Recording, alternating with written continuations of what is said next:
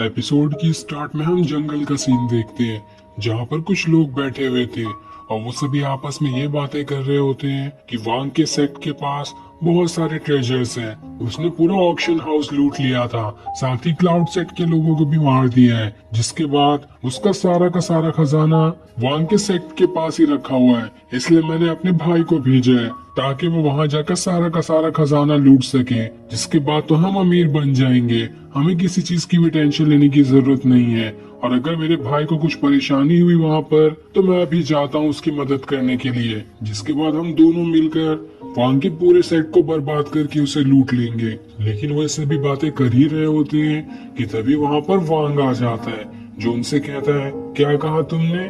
किसे लूटने की बात कर रहे थे तुम लोग? मेरे सेट को देखता हूँ तुम कैसे उसे लूट पाते हो। लेकिन तब वो आदमी कहता है, भाग जाओ यहाँ से, वरना तुम्हारे लिए अच्छा नहीं होगा। साथ ही अगर तुम यहाँ पर आ गए हो तो तुम्हारा सेक्ट तो और ज्यादा कमजोर हो गया है। उसे बचाने वाला कौन होगा? तुम्हारे बेकार से डिसाइपल्स उसे नहीं बचा सकते। अब तो मेरा भाई आसानी से तुम्हारे पूरे सेक्ट को लूट लेगा।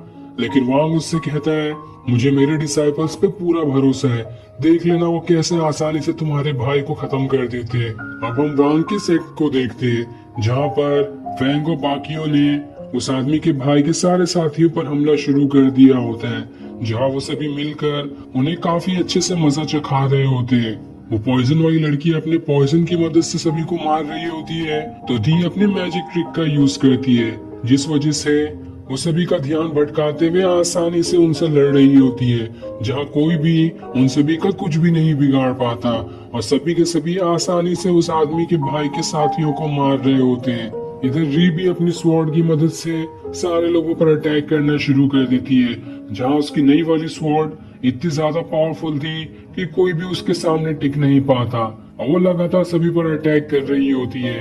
लेकिन जब वो एक आदमी के ऊपर सामने से अटैक करने जाती है, अचानक से पीछे एक दूसरा आदमी आ जाता है, जो जैसे ही उसके ऊपर अटैक करने वाला था, इससे पहले ही वहां पर एक डिसाइपल आ जाता है, जो उसे धक्का मारकर वहां से दूर फेंक देता है, जिस वजह से किंशु बच जाती है।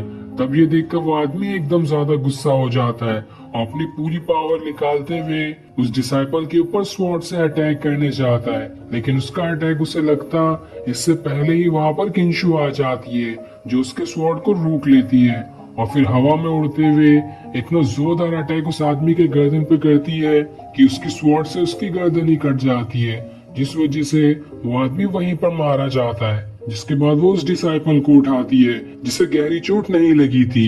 लेकिन तब वहां पर एक और आदमी आ जाता है, जिसके तीर में 4 मैजिकल एरोज लगे थे। अब वो उन चारों एरोज को किंशु और उस डिसाइपल की तरफ ही फेंक देता है, लेकिन वो एरोज उन्हें लगते इससे पहले ही उड़ते हुए वहां पर फैंग हीरो की तरह आ जाता है और आसानी से उन दोनों को उन सारे एरोज से बचा लेता है, जहां वो अपने भाले को ऐसा घुमाता है कि एक भी एरो किंशु और उस डिसाइपल को नहीं लगता, जिस वजह से वो दोनों आसानी से बच जाते हैं।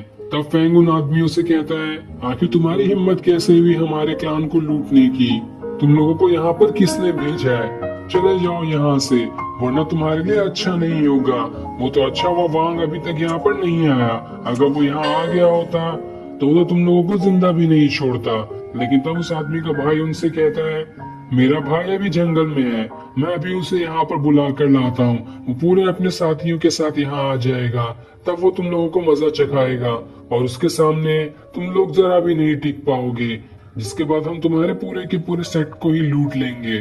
और तब वहां पर वांग आ जाता है, जो उस आदमी से कहता है, क्या तुम अपने भाई को ढूंढ रहे हो? जिसके बाद वो उसे उसके भाई की एनर्जी पिल दिखाता है, क्योंकि उसने उसे मारकर एनर्जी पिल के अंदर बदल दिया था और वो सारी की सारी पिल उस आदमी को ही दे देता है, जिसके भाई की वो एनर्जी पिल है। ये देखकर वो आदमी एकदम ज्यादा हैरान हो जाता है कि इस वांग ने तो मेरे भाई को ही मार दिया और उसे मारकर इस पिल में बदल दिया है। लेकिन वो आगे कुछ कर पाता इससे पहले ही वांग अपनी पावर की मदद से उसके अंदर की भी पिल निकाल लेता है, जिस वजह से वो आदमी भी वहीं पर मारा जाता है। और उसके मरते ही उसके भाई वाला पिल किंशु का बीस्ट खा लेता है। अब वांग फैंग के पास आकर कहता है, तुमने बहुत अच्छी फाइट की, धीरे धीरे तुम बहुत ज्यादा इम्प्रूव होते जा रहे हो, मुझे ये देखकर बहुत अच्छा लग रहा है।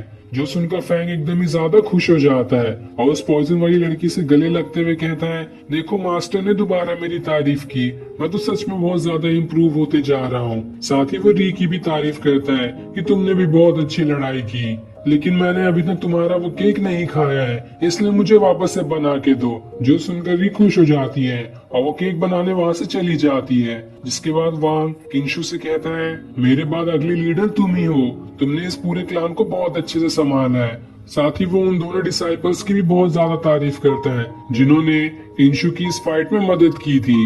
लेकिन तभी वहां पर एक आदमी आ जाता है जो अपने साथियों के साथ आया था, लेकिन ये आदमी कौन है इसके बारे में हमें अभी पता नहीं चलता। और ये सीन दिखाते ही ये एपिसोड यही एंड हो जाता है। Thanks for watching.